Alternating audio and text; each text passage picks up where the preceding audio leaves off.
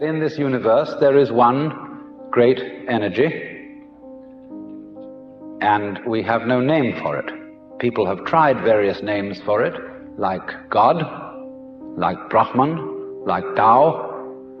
But in the West, the word God has got so many funny associations attached to it that most of us are bored with it. When people say God the Father Almighty, most people feel funny inside. But according to Buddhist philosophy, all this universe is one tathata. That means 10,000 functions or 10,000 things, one suchness. And we're all one suchness. And that means that suchness comes and goes like everything else, because this whole world is an on and off system. As the Chinese say, it's the yang and the yin. And therefore it consists of now you see it, now you don't, here you are, here you aren't, here you aren't. Because that's the very nature of energy, to be like waves, and waves have crests and troughs. Only we, being under a certain kind of sleepiness or illusion, imagine that the trough is going to overcome the wave or the crest. The yin, the dark principle, is going to overcome the yang, or the light principle, and that off is finally going to triumph over on. And we, shall I say, bug ourselves by indulging in that illusion.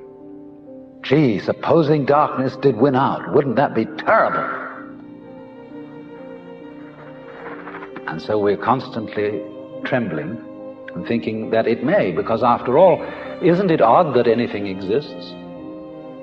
It's most peculiar. It requires effort, it requires energy, and it would be so much easier for there to have been nothing at all. Therefore we think, well, since the is side of things is so much effort, you always give up after a while and you sink back into death. But death is just the other face of energy,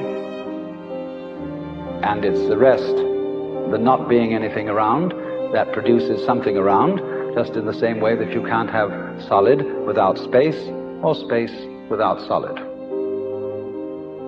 When you wake up to this and realize that the more it changes, the more it's the same thing, as the French say, that you are really a playing of this one energy, and there is nothing else but that it is you, but that for you to be always you would be an insufferable bore.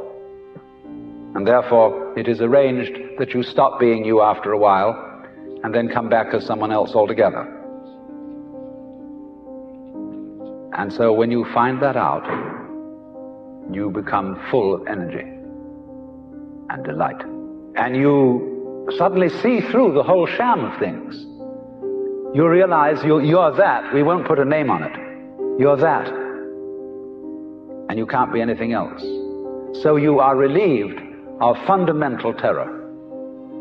That doesn't mean that you're always going to be a great hero, that you won't jump when you hear it bang, that you won't worry occasionally, that you won't lose your temper. It means, though, that fundamentally, deep, deep down within you, you will